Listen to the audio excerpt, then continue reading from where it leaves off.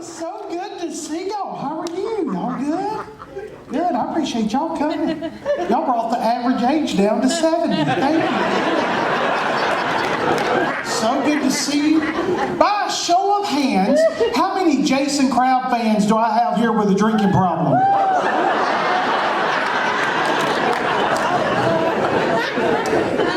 Yep. 3 more, we could have had a celebrate recovery meeting. Did y'all see that? I am Mickey Bell. I am not from your part of the country. You can tell by my accent. I like it. But I am here whether you like it or not. We're going to have a good time. Let me start off by saying thank you to the staff. They have been wonderful. Thank you so much for everything. Do not clap. I'm still in therapy. Y'all, that was rough. They preached against everything fun. I mean, if it was fun, it was wrong. I had the motto growing up that if it makes you grin, it must be sin. We couldn't do anything. I was a grown adult before I ever realized that ginger ale was not an alcoholic drink. I walked into church one Sunday, holding this lady's hand. The pastor came up to me and he said, "Son, you're going to hell for holding her hand." I'm like, dude, that's my mama. I like you more when I'm on my meds.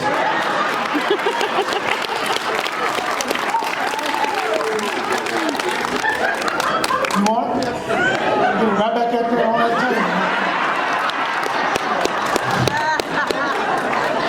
No, it's called show business, not show give it all away. That's how I pay for my Lexapro.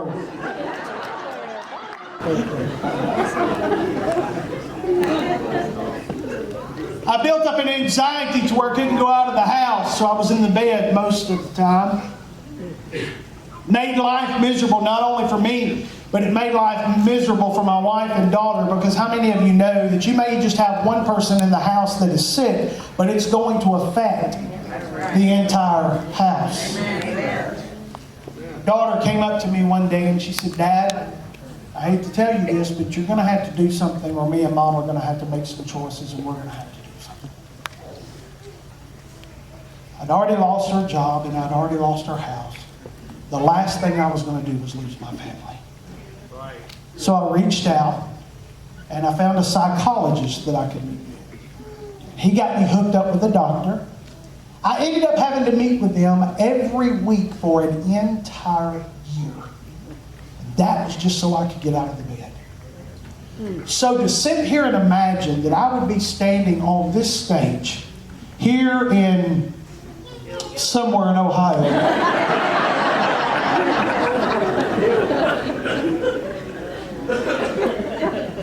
The fact that I'm actually standing here now able to help you laugh, absolute miracle of Almighty God. That's all it is.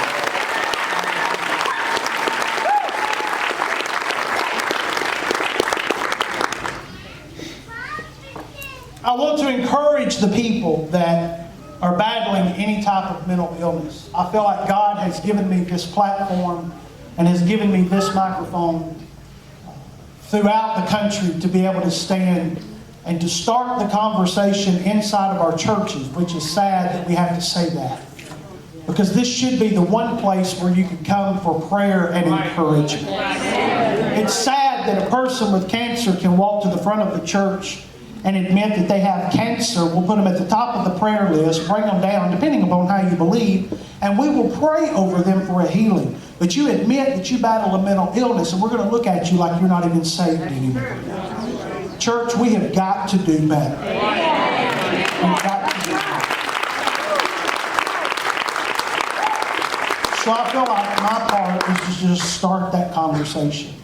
So if you're sitting here tonight and you're battling that, and I've described maybe how you have been feeling or things that you've been going through, I want to tell you that it was my experience that God never talked to me the way that other Christians talk to me.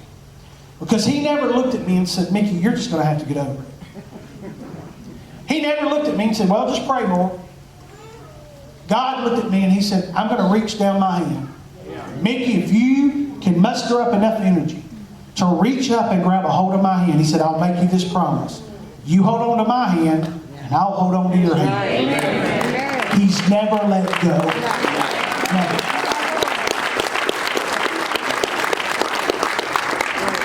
I didn't know why I was feeling the way I was feeling. I didn't know why I was so scared about everybody walking out of my life. I had this fear that everybody that came into my life was going to walk out of my life.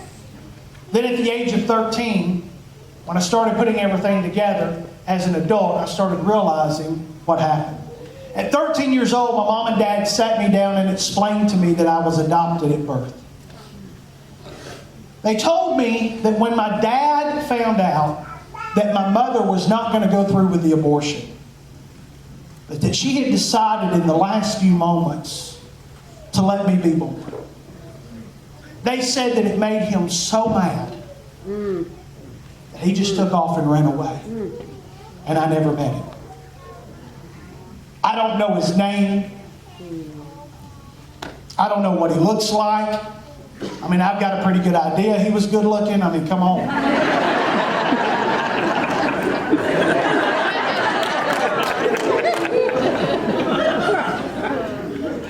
Here's what blows my mind. Here's what blows my mind.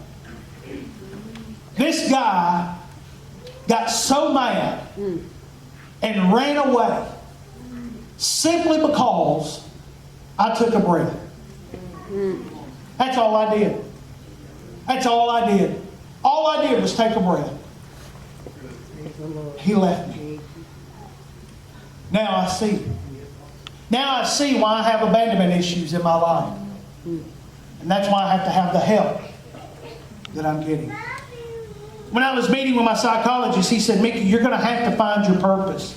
Because your purpose will help you get out of the bed. Because there are moments when I deal with what I deal with that I feel like the weight of the world is sitting on my chest and I can't breathe. I feel like my legs are paralyzed and I can't move.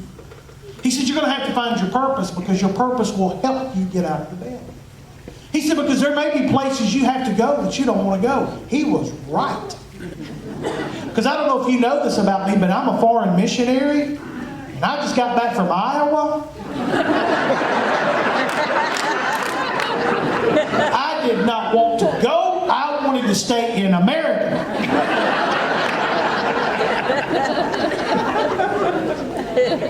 But I had a purpose. Because of my childhood and because of the news that I had at 13, I had made the decision that I was going to make a difference in this world. And I was going to try my best to make the difference in the lives of children. I didn't know how I was going to do it. I knew I wanted it to be bigger than our state level. I wanted it bigger than our country. I wanted to make a difference in the entire world. And then this year, I made up my mind of my motto that I was going to live by. That if I get out of the bed this morning, somebody's life's going to change. No, y'all missed it. No, y'all missed it. You got to understand.